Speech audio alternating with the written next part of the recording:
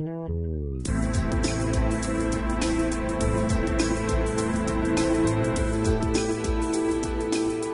I'm Terrence McNally, and welcome to today's podcast. This is at least I was going to say a holiday show. Well, it's one of the holiday season shows, and so my wish to all of you is may this season bring you many moments of peace, love, warmth, reflection, connection, laughter, and infectious joy. And may we all enjoy a just and happy 2014 when that one comes around. As a society, may we begin to share better the gifts and the responsibilities that we hold as human beings, as family members, and as citizens. As we approach the end of another year, let's step back and look at where we are in the big picture. What do you think are the most critical issues facing the U.S. and the world? And how do you see things moving in those areas? How are things getting worse or better? And what should we be keeping our eyes on in the year to come? I'm going to have this conversation in the studio today with HAZEL Henderson. Well, she'll be on by phone, but that's what we're going to talk about. And she's a woman who's been asking those sorts of questions for at least the last 40 years. Now, we're going to approach this exploration globally as well as nationally with a long-term view and with an eye toward relationships and systems that we often miss, I think, in our day-to-day focus on the latest news and events. And I hope that we can shed some light on the most promising possibilities for solving problems, as well as on what's happening under the radar for good or ill that deserves more of our attention and that we're not noticing. Here on Free Forum, we explore the lives, the work, and the ideas of individuals that I suspect have pieces of the puzzle of a world that just might work. We look at new, innovative, and provocative approaches to business, environment, health, science, politics, media, culture, all based on the fact that I believe we can do better, and I want to find out how. HAZEL Henderson is the founder of Ethical Markets Media, and the creator and co-executive producer of its TV series. She's a futurist, an evolutionary economist, a globally syndicated columnist, and a consultant on sustainable development. The first version of her Country Futures Indicators, an alternative to the gross domestic product, is a co-venture with Calvert Group, the Calvert Henderson Quality of Life Indicators. And Henderson is the author of 10 books, including Building a Win-Win World, Life Beyond Global Economic Warfare, Ethical Markets, Growing the Green Economy, and her upcoming Mapping the Global Transition to the Solar Age. Welcome again to Free Forum, HAZEL Henderson. Thank you, Terrence. It's great to be with you again. Okay. And I want to approach this a little differently today, HAZEL, as I sort of inferred. I usually focus, at least to some extent, on a guest's current work or book, film, campaign. But today, I'd rather ask, as I said, some big picture, big context, life perspective kind of questions. And I'm fine with you throwing in all the specific and practical evidence and examples you want, but I'm going to come at it from a fairly wide angle. Okay? Good. And I like listeners to get yeah, exactly. I like listeners to get a feel for the people behind the ideas and the work that we talk about. So can you tell us, in your own words, a bit about your path to the work that you do today? Feel free to mention mentors, turning points, moments of decision, because I know your path is a bit unorthodox, especially the early steps. At one point, weren't you just a mom upset about something? Oh, exactly. That's where I began. And in New York City, where I was indeed a mom, raising my daughter right under the Consolidated Edison smokestacks next to the UN building. And all of us moms in the play park were, terribly worried about, because all of the soot was falling so clear, So I ended up, organizing a group of moms in an NGO that we called Citizens for Clean Air. And it seemed so logical to me, that in spite of all of the economists that I ran into who would say, well, it isn't really a problem, and how do you know it's a problem? If you just come at it as a parent. And, of course, I had come from Britain and remembered the big smog there in London in 1952, where about 4,000 people died in a week. So I did know that air pollution was really serious stuff. And yet what I found was that that became the most incredible learning experience for me, because I was being thrown onto radio shows and, all of that to debate economists and to debate business leaders. And back then, even the mayor of New York told me that it was just mist rolling in from the sea. So what our little organization did was we contacted our newly elected senator back then, who was the late Senator Robert Kennedy, and we took him on a helicopter ride around New York City and showed him all of the sources of air pollution, not only from all the power plants and the factories, but from all of the little brownstone apartment buildings. Everybody was allowed to kind of, you couldn't say burn, cook their garbage, and there was all of this mess. People were actually doing that in New York City? Back then it was okay to do that, but of course, they were burning at very, very low temperatures. And so Senator Kennedy, we told him that what we had decided, of course based mostly on me cracking the books, which I've always loved to do, that the gross national product needed to be changed because it counted the pollution as useful additional product.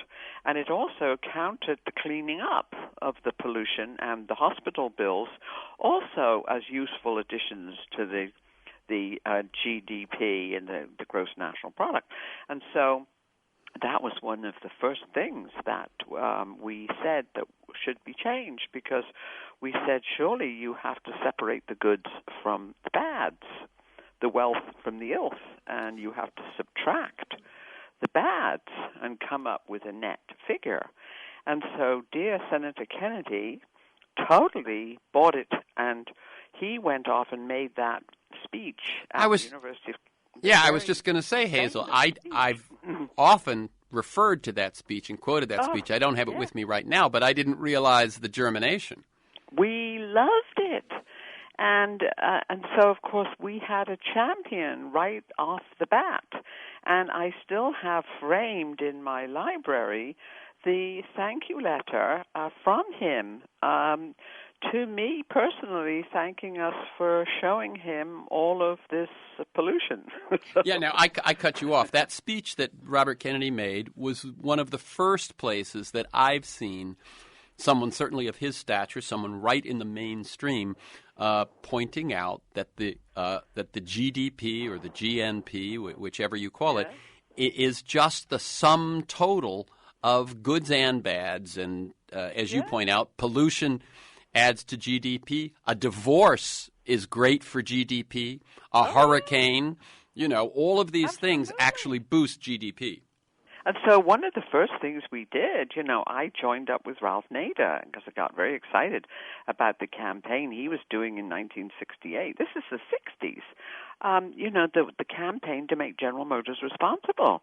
And by that time, we knew that a third of all of the New York City's air pollution came from Detroit, from all of these gas-guzzling automobiles. And so I joined up with Nader, and of course I've remained friends with him ever since.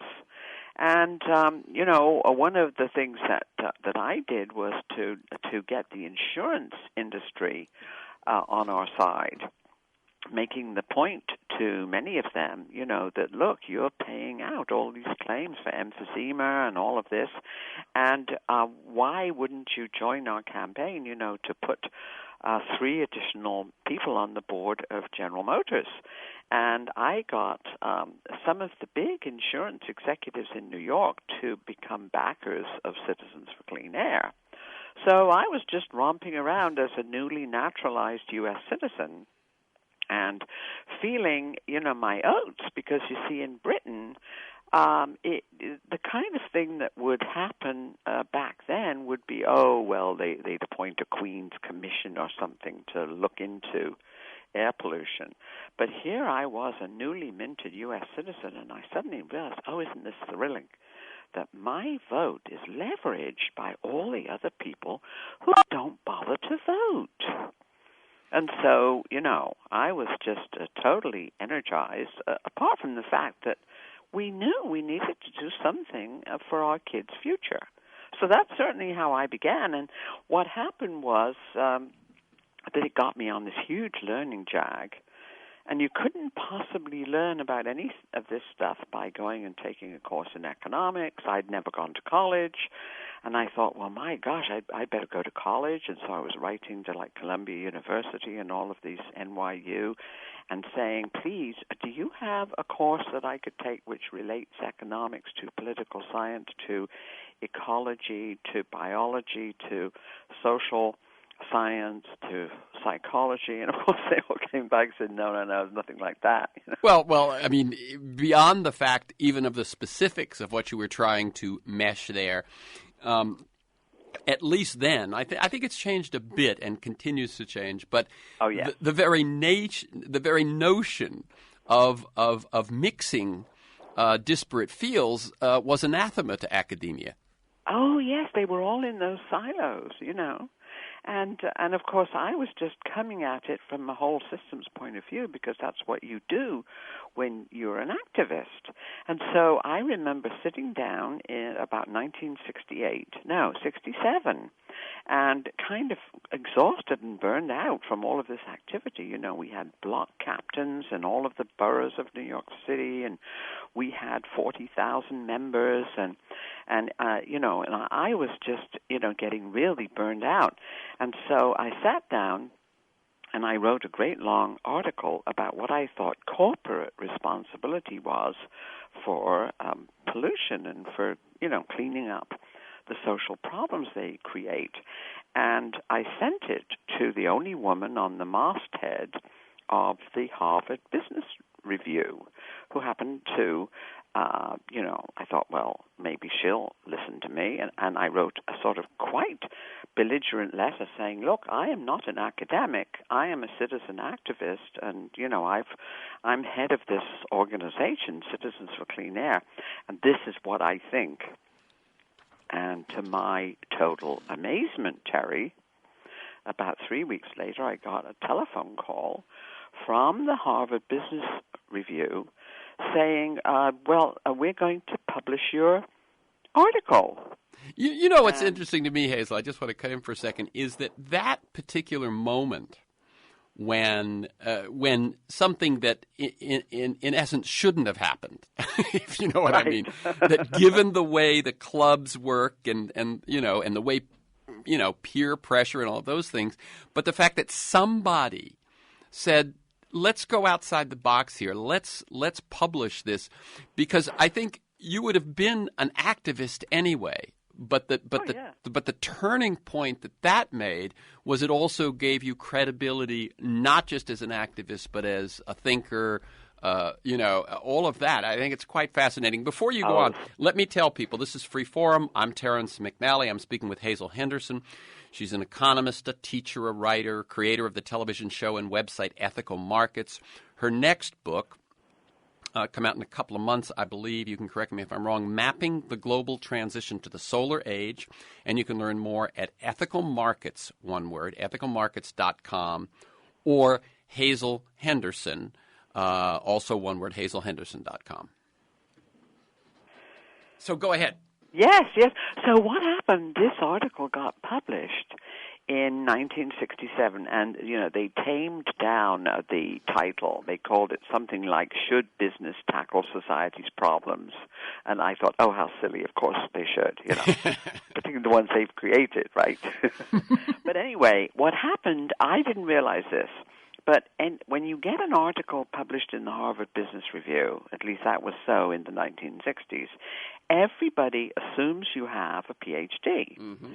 And so they send out, hundreds of copies of these all over the place. And so my phone started ringing, and business schools all over the world were inviting me to lecture on business ethics. And I was terrified. I thought, my God, I feel like I'm, flying at 60,000 feet, without a parachute. Yeah. Well, part of it also is that not only are you not an academic, but you weren't in business either. No, absolutely. I was a critic. In fact, it was really funny. After that article was published, and then I did another one in the Financial Analyst Journal saying that they had to shift their financial models towards sustainability and quality of life. And when that came out, it was a sort of a similar thing. So anyway, I would ask these business schools, and, I'm talking Stanford, MIT, Tuck, all of them. And I began by asking them, well, don't you have a professor who teaches ethics? And they said, well, no. And so I said, well, is it an elective? No. Then I thought, okay, what the hell? I'm going. I'm just going to let my little light shine. I'm going to tell them my experience. I'll stand on what I know and, what I have come up against, with Consolidated Edison and General Motors and being part of the NATO campaign and so on and so forth. And so for me, it was just an enormous sort of learning jag.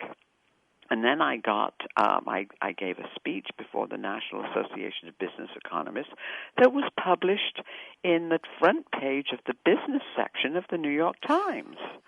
And honestly, Terence, I just thought, this is just extraordinary. What is happening? What am I supposed to do? Yeah. And as you've mentioned a few times, but just so anyone who tunes in late, we're talking about the late 60s. This is not the middle of the 80s or 90s. This is the late 60s. This is excellent. Go ahead. So anyway, the next thing that happened is the faculty at Columbia University contacted me and said, we would like to invite you to join our faculty committee on technology and social change. And I said, oh, how nice. Thank you very much.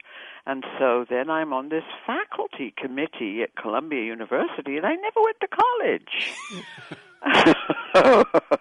And that's where I met the wonderful Barbara Ward, who wrote Spaceship Earth in 1962 and helped organize the first Earth Summit, which was held in Stockholm, if you may remember. Maybe you weren't born then. No, I was. I actually graduated college in 1969. Oh, okay. Right. So I ended up in Stockholm covering the first Earth Summit, and met all of these wonderful people. And then I found out that really the problem was that all of these new technologies were getting out of the box, nuclear power and supersonic transport and GMO foods and all that.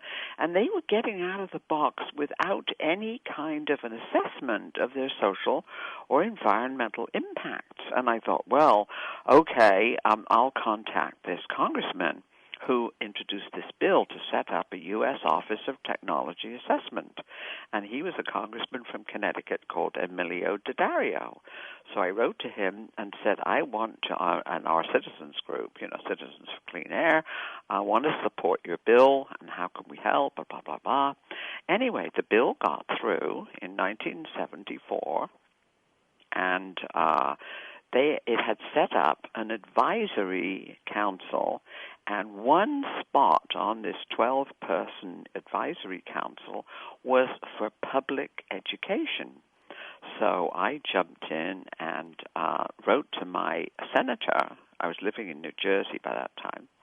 And I said, can you support me to be appointed to this public seat? Because he was one of the senators who had helped pass this bill. And I said, I will send out letters to all my friends in the public interest movement and the NATO movement and make sure that you have lots of letters supporting my candidacy so that, I can be sort of the public voice on this thing. So I sent out my 200 letters. This was in the old steam mail. Yeah, oh yeah. There was no email, and licking the stamps and all that, and I sort of waited to see what would happen.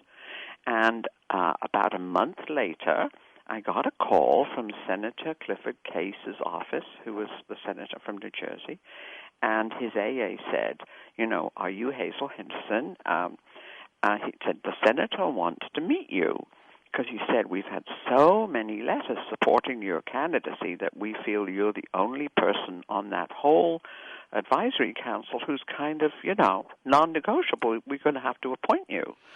So I went down there, and I duly got appointed. And so then here I was in 1974 with no college degree, and I'm on this Technology Assessment Advisory Council to the U.S. Congress, and I'm the only non-Nobel Prize winner, the only non-president of a high-tech company, and I'm serving with the Secretary of Defense and the head of the General Accounting Office and the president of Dow Chemical and the president of Texas Instruments, and all the rest of them were Nobel Prize winners. So, I thought, because you can imagine how I fell in love with my new mother country. Oh my God! I mean, what's interesting about your story, and I knew it, but it's refreshing to hear it again, is that it's more unorthodox than I remembered. That you by dint of timing and some of it just happenstance, who happened to be your senator, your representative, and then by your own talent and will. I mean, the idea of going from becoming a citizen to being on a federal panel of assessing technology within this country in a period of a few years. Yes, it was quite magical. And I mean, the one thing I have to say is that I am an info hound, and so I cracked the books and I studied all of this stuff like you wouldn't believe.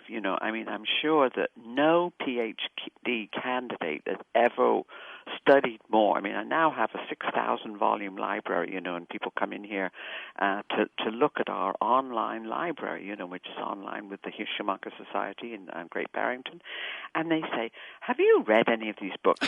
And I said, look, you can pick up any book in this library and see my markings in the margins of every one of them. I bet there isn't one you can pick up. And that's honestly true, because that's my passion. And what's interesting is, of course, you never had that passion stunted by actually attending college or graduate school. Oh, yes, because, the whole thing is that if I had taken Economics 101, I would have suffered brain damage. I might never have recovered. That's right. You would have known better than to be nearly as audacious as you are. I didn't know any of this couldn't be done. That's right. See? And I think that all of us humans have this incredible potential to teach ourselves through our own curiosity. And we all have this wonderful facility in our brains that, kind of a lens. We have like the zoom lens where you can zoom in and look at all the details. And then we also know how to pull back and take a wide shot and put it all together, and say, yeah, my gosh, I live on a planet, and the planet is powered by photons, free photons from the sun. And we all have that capacity. But when you go through some of this coursework, I think it kind of gets beaten out of you. Certainly, as I sort of inferred it in the introduction, the big picture aspect, the long-term view, the relationships, those sorts of things, I think, are the very things that get lost in so much of academia. Again, let me tell you, this is Free Forum. I'm Terrence McNally. That's Hazel Henderson. An amazing story she's telling of her early years, going from mom to activist to expert, all without putting any time in college about that. Her next book is Mapping the Global Transition to the Solar Age. When will that be out, Hazel? In February, it's going to be launched in the British House of Lords. Very good. Very good. And you can learn more at ethicalmarkets.com and HAZELHenderson.com.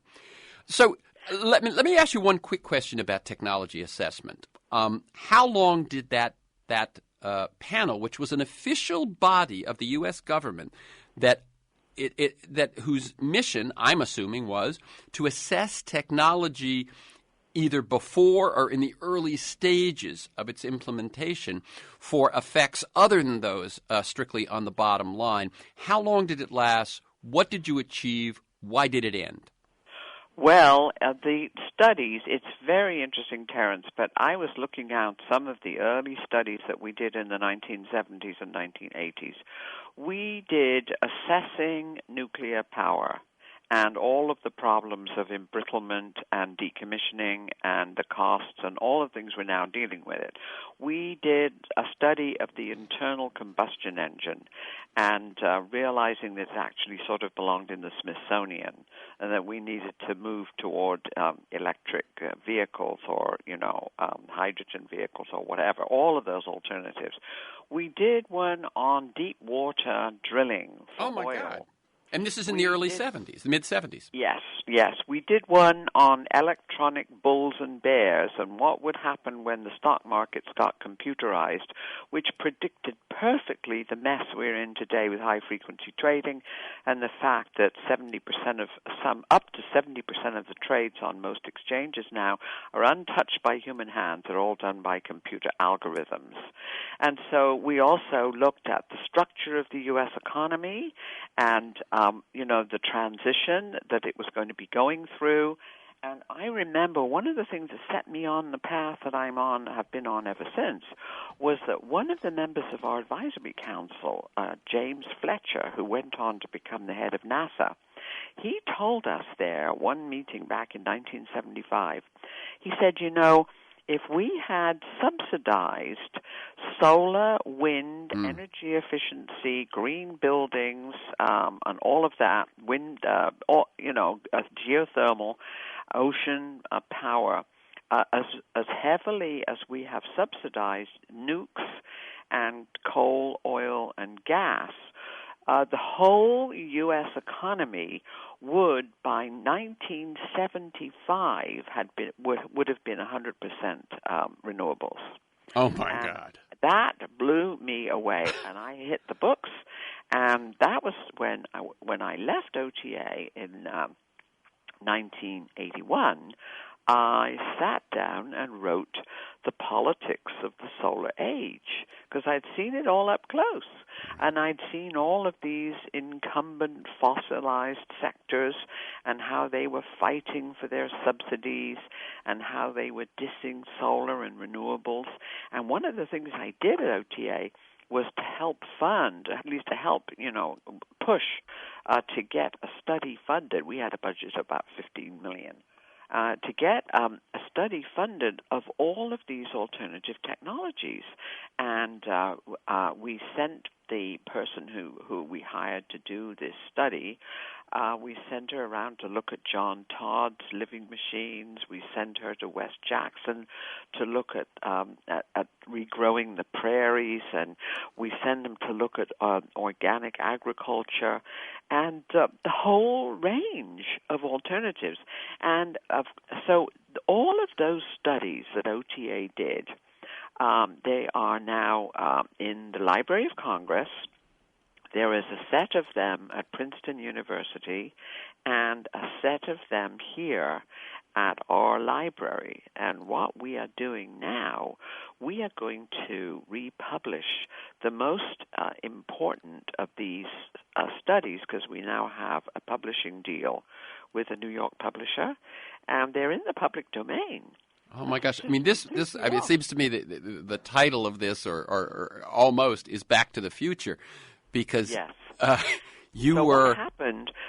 What happened was that when the Republicans won back the House in 1996, they immediately shut OTA down. The Office of Technology Assessment. Yeah, the Office of Technology Assessment, and so we were all, completely zeroed out immediately, and it was like killing the messenger.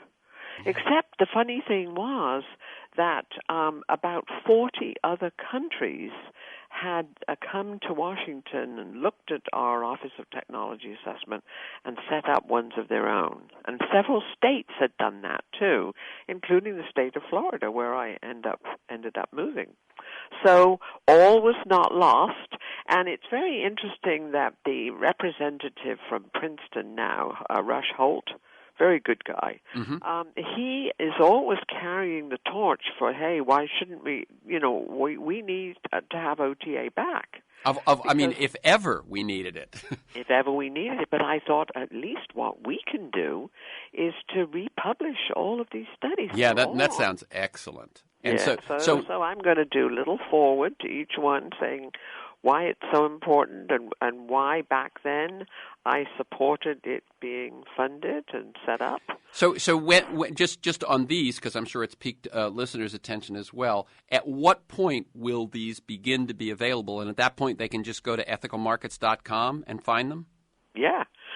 At what point do you think? In the spring, late spring? I hope. This is one of our big projects for next year. Okay. And we're going to be working very hard. And luckily, they're all in electronic form. Yeah. And so it shouldn't take that long. No, that sounds just excellent. Isn't it? But just imagine that. You see, so it is like Back to the Future. Yeah. And that's the power of incumbent special interests. Whether it's people right now who, because of Citizens United, are able to put all of this money into politics and setting up all of these phony think tanks, that try to diss solar energy and say, oh, it's only intermittent, it never work, and blah blah blah, and so this is the power that those people have had. But guess what? They have lost the battle. And we are now sure of this, because what I decided when I set up Ethical Markets in 2004, because I realized that mainstream media could never tell the story of the great transition from the fossil fuel era to the solar age, because all of their advertising revenues still came from fossil fuel, fossil sector, which means agriculture, it means big pharma, it means the chemical industry, Yeah, let me just step back with you on a second for that one, because when you first said that, all of their advertising comes from, someone would say, well, now you're exaggerating, but what you're pointing out is that the fossil fuel dependent industries, yes, the industries that right, grow out of fossil fuels go way beyond the fossil fuels themselves, as you point out. Agriculture, fertilizers, pharmaceuticals, which I think is one that many people don't know. I found, by the way, the book that did the best job of pointing all of that out was Turning Point by Fritjof Capra in 1981. Oh, yes, which I worked on. Okay. But that book, if anyone doesn't know, you may have heard of Fritjof Capra, but if you haven't read that particular book, Turning Point, he analyzes, basically he's writing about we need to shift to a systems understanding of things instead of this sort of dead, separate kind of materialist way of looking at things. And he then does this wonderful encyclopedic kind of job of looking at all different sectors of society, and he really makes that point. And when I had him on, probably in the aughts, right, in 2005, let's say, I read the opening to Turning Point, which he wrote in 1981, and it reads. You could read that opening today, and it would sound like it was written today. But for anyone who go ahead. But for anyone who wants to really get a grasp on how all of that's related, and that point she was making about how many industries are actually dependent on the fossil fuel industry and are sort of the fossil fuel industry writ large, Turning Point by Fritjof Capra. Let me tell people, we're at the halfway point, so I'm going to take this halfway ID, and then we'll come back. So you are listening to Free Forum on KPFK 90.7 in Los Angeles, 98.7 in Santa Barbara, 93.7 in San Diego, 99.5 Ridgecrest and China Lake. I'm Terrence McNally. I'm speaking with Hazel Henderson. And she is, as you can hear, economist, teacher, writer, student, creator of the television show and website Ethical Markets. Her next book is Mapping the Global Transition to the Solar Age. You can learn more at ethicalmarketsoneword.com and HAZELHenderson1word.com. Okay, so what you've just said is that Technology Assessment did the assessments of many of the industries we're seeing now. It was disbanded, and you, having spent your time in it, came out of it and wrote The Politics of the Solar Age, in which you point out that it is politics and money in politics that is holding us back.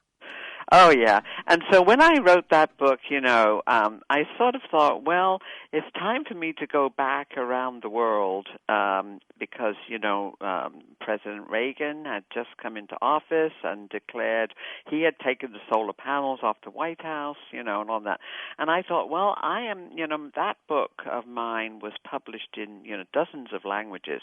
And I thought, well, hey, I'm going to just follow all these invitations I'm getting to go around the world, and what I wanted to see is the industrial method, which is so destructive of the environment as well as human communities, is it causing the same kind of problems everywhere in the world that we had seen at Citizens for Clean Air in New York and we had seen at OTA? And, of course, the answer was yes. And so I was invited to China to give lectures there in 1986. And all during the 1980s, I was flitting around the world. And then when I came back and realized that the mainstream media was not going to be able to tell the story of this great whole system transition that was going on and how exciting it was, and looking at all of the opportunities, whether it's solar panels in China or, green developments in Korea or all of the things I saw. And so I did the first TV series with Ethical Markets, which was broadcast on PBS stations. We got it on to about 50% of all the PBS stations, and we looked at everything: the future of work, how automation was destroying sector after sector and creating all this disemployment, and which countries were moving toward guaranteed income. It looked like the only way to go. We did the future of healthcare, socially responsible investing. And the funny thing is that those are in worldwide distribution now, Terence, and we're earning a nice royalty income from those. They are on films.com, and they go to colleges and public libraries all over the world. Excellent. And so what we do at Ethical Markets, basically we are a B corporation, and what we do is our goal is to reform markets and metrics and hasten and accelerate the transition to the cleaner, greener, knowledge-richer economies of the solar age. And that's what we do. Okay. So you can see all our TV shows for free on ethicalmarkets.com, our Transforming Finance series. And why do we focus on finance now? Because finance now is the choke point that this global casino, which is totally out of control, is the flywheel of social and environmental destruction all over this planet. So talk a bit about that. When I've talked about that in the past with economists, with folks who've examined the death or the certainly the weakening of the middle class in America, the 1%, 99%, and so on.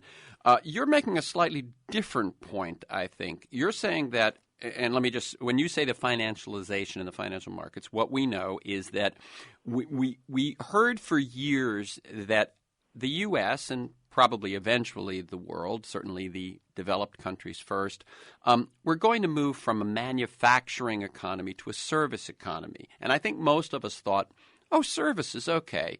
That's legal. It's all sorts of things that deal. But what it really, the biggest jump in there was the shift to the financial industry, that the percentage of our economy that became tied up with finance. And as I think it was Paul Volcker, we finally passed a version of the Volcker rule last week. I think it was Paul Volcker who said that the last worthwhile innovation of the financial industry was the ATM. Right. I love that. Yeah, rather than the derivatives, credit default swaps, and so on, which at this point still have untold trillions of dollars tied up in them. And what you're saying is that it is the fact that the financial industry has more power perhaps than it's ever had that leads us in the path we're on. Talk a bit about that. Yes, and it's very difficult for many NGOs to really focus on the fact that finance itself is generating poverty, generating, generating environmental and social destruction, generating unemployment. Because you see, the model is the mirror image of that, as you know, the Washington Consensus, and this sort of free market approach that came in with Reagan and Thatcher, which spread around the world, privatize everything, the magic of the market will take care of everything, which was really why OTA was shut down, because, they said, no, we don't need to assess technology, the magic of the market will do that. Whereas, of course, we know that, like my Chinese friends say, that markets are good servants, but bad masters. And it's the same with finance. Finance properly at home with a really good kind of Glass-Steagall Act, which, of course, got repealed under Clinton. But homegrown finance with local banking, like my friend Ellen Brown promotes in her new book, which I did the foreword to, called The Public Banking Solution. Of course, we need finance. I love crowdfunding. We have a page on crowdfunding. So finance is very important, but the more it's local and the more that it's properly regulated, the more it becomes the servant of the real economy. And the moment it escapes out into that global fast lane, then, you're off to the races. Right. And just I will pitch in on this. There are some people who will say, finance bad. And what you're saying is no. Finance and that whole arena, its proper role is to invest in a better future, to allow innovation, to allow someone to build up from their labor to whether it's a home or a small company, whatever it is. Finance is necessary to allow the future to bloom. Yes, that's when properly regulated and, as you say, as local as possible. As local. And you see, there's credit unions. I mean, it doesn't have to be the old corporate for-profit model. I mean, most people in the U.S. don't know that there are more people in the world employed in cooperatives worldwide than there are in all of the private profit-making corporations put together. Wow. People don't understand that. I mean, you can do a very, very robust economy based on cooperatives. Mm-hmm. I mean, Well, in Spain, which I'm sure you can refer to in greater depth than I can, but the part of the country that is strongest in cooperatives has not suffered the terrible financial dislocation that we hear Spain has fallen to. Well, here is a great a piece of bad news that I have to really delve into. The Mondragon cooperatives in the Basque region were a beacon for all of us. They had manufacturing. They manufactured refrigerators and machinery, and it was really an absolutely marvelous system. But at this point, that global casino is grabbing more and more of the circuitry, you want to say, really. And at the moment, as I have heard, is some of the units of Mondragon have gone bankrupt. Oh. Because if you've got a global economy and people can bring in cheap refrigerators from Vietnam, or somewhere, or Mexico or somewhere, then you're going to put local people out of business, just the way we did with NAFTA. Yeah, I would guess, and again, this is only from some preliminary reading in this area, not in depth, but that part of it was that it is difficult to be the part of a national economy that's thriving without the rest of the national economy dragging you down. Yes, particularly when the rest of the national economy is managed so badly. That's right. That in Spain, like in Ireland, That's right. They were stupid enough to bail out the banks with the taxpayers' money. That's right. And so all they did was to crash their own sovereign bonds. Yes. And so, the circle was complete. Let me, Hazel, I want to do something here because I made sort of a promise in the intro that we would step way back and look at what the biggest issues were and some of those things. And we've done it in this kind of natural narrative that we've been following. But let me, if I may, step back and ask you some of the questions that I sort of inferred we would. And again, I'm Terrence McNally. This is Freeform. This is KPFK 90.7 FM in Los Angeles, 98.7 in Santa Barbara, streaming and podcasting at kpfk.org. And my guest is Hazel Henderson. What are, in your mind, the biggest issues? And I guess rather than saying because of the tack you take and the tack I take on the show, rather than saying the ones that are the most destructive, but the ones that are both huge issues and issues about which we have potential solutions. Well, let's begin with climate change. Yep, that's the one I have first as well. Absolutely. And we know that the best way to sequester carbon is to manage agricultural land and grasslands and forests properly. And so I've been working a lot in that area. And there again, you see, if you don't retrain asset managers to understand the real value that there is in managing ecosystems correctly, they're going to keep on, with the destruction. So that's why we created the principles of ethical biomimicry finance, which follows nature's pattern, and our partners in that are Janine Benyus's biomimicry company. And when you're dealing with how to shift the system, you need to have these asset managers put on new spectacles. And as you know, Bill McKibben has done wonderful work with 360.org. 350. Sorry, 350.org. And I've been in conversations with him over email. And I've tried to make the point, please don't tell the students to ask these endowments to divest, because it's not the same as South Africa. And if you ask them to, if you're a pension fund manager managing your 401k and you're told to divest, you can't, you'll just buy Walmart or you'll buy, Monsanto or something. So the operative word must be shift. Shift the portfolio. That's why we have the Green Transition Scoreboard. So you're not saying, let me just be clear, I've had Bill on the show, we've talked about the divestment campaign. You're not saying don't divest, but you're saying don't stop there. We're saying the word should be shift. Yeah. In other words, so while you're divesting in fossil fuel, you are investing in more positive alternatives from a different perspective.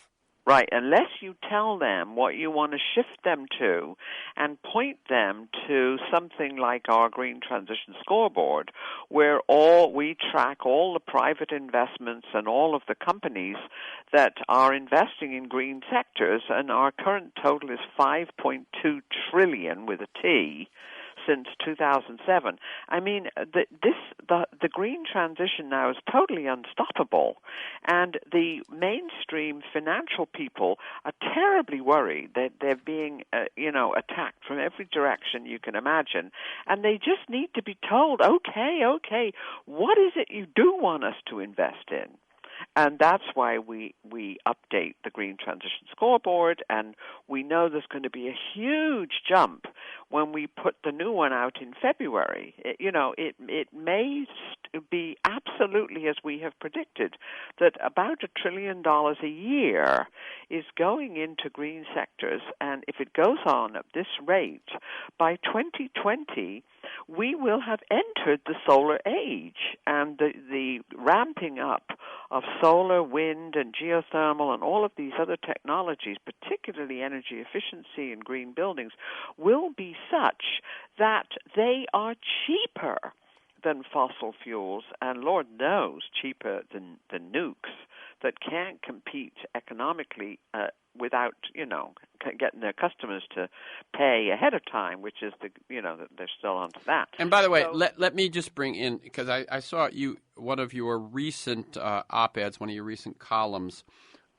referred to let's get rid of externalities and get prices right. For people that don't know, I thought this was the moment when you're talking about that shift in the economy. When you begin to remove the subsidies from damaging energy sources and energy forms and increase the subsidies to positive energy forms, that's where things can change. And one way that one thing that's going on there is you're making transparent what is currently invisible. Explain to people what externalities are and what we need to do about them. Well, let's forget the stupid term externalities, which is, a hangover from obsolete economics. We don't need economics anymore.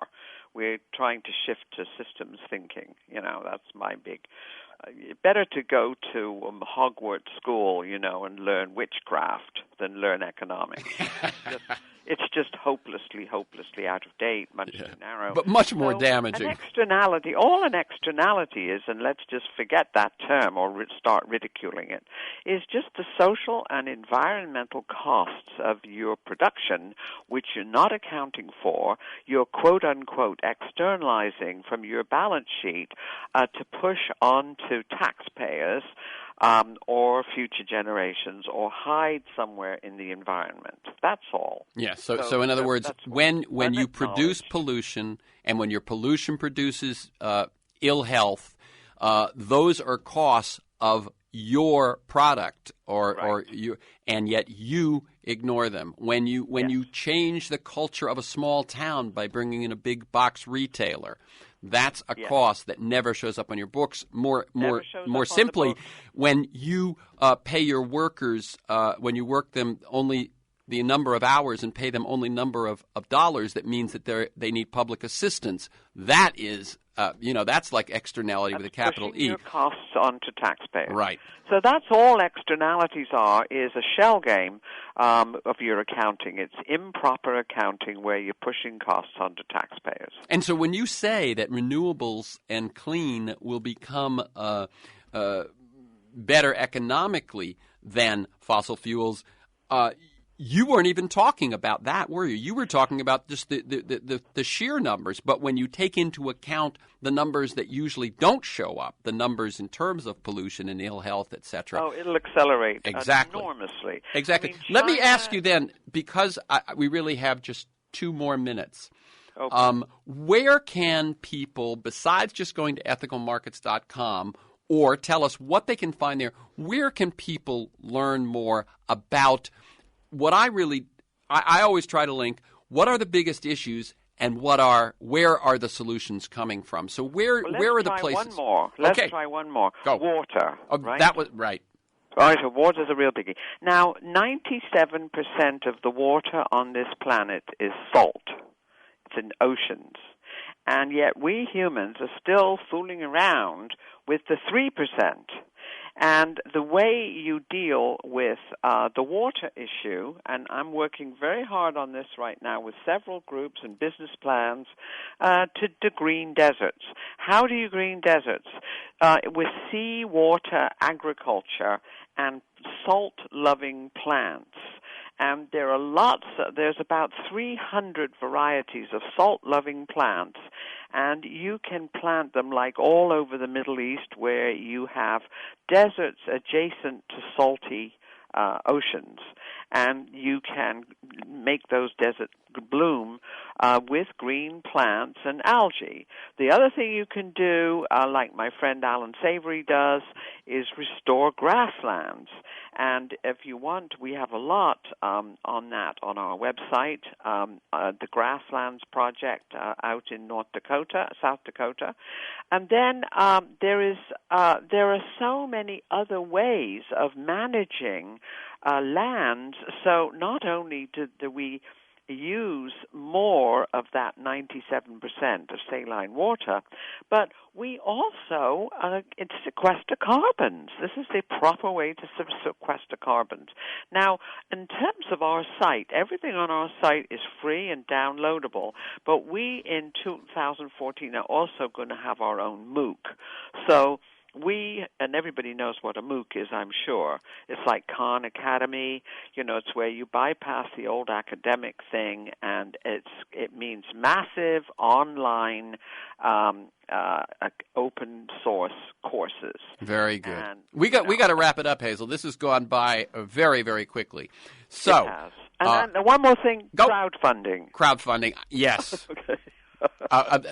And people, I think, are familiar with that. That's Kickstarter, that's Good. Indiegogo, yes. and it's getting larger and larger. The rules in American finance have been changed to actually, which will help crowdfunding. It's a big thing for the future. Yes. So the next book is Mapping the Global Transition to the Solar Age. The websites are ethicalmarkets.com and hazelhenderson.com. Thank you, Hazel Henderson. Keep up the good work. Thanks, Terence. It's been lots of fun, and you keep up the good work. Very good. Now, for this week's conversations and many other interviews, articles, transcripts of interviews, and to join me in pursuit of a world that just might work, go to terencemcnally.net, TERRENCEMCNALLY.net, or aworldthatjustmightwork.com. They're the same website. If you want to receive my weekly email announcements, upcoming guests and issues, and 3 or 4 articles of background, you can sign up at my site, or you can email me at temcnally, TEMCNALLY at mac.com. You can also subscribe and listen to Freeform podcast on iTunes. Thanks to Federico, my engineer, Stan Mizrahi in production, and to you, my listeners. I look forward to being with you again next week. My guest will be Rick Hansen, neuropsychologist, editor of the Wise Brain Bulletin, author of the bestseller Buddha's Brain, about his newest bestseller, Hardwiring Happiness, the new brain science of contentment, calm, and confidence, which I think is a great way to end the year 2013. And you can learn more at rickhanson.net, and that's Hanson, Hanson. I wish all of you joyful, heartwarming, soul-restoring, and creativity-refreshing holidays.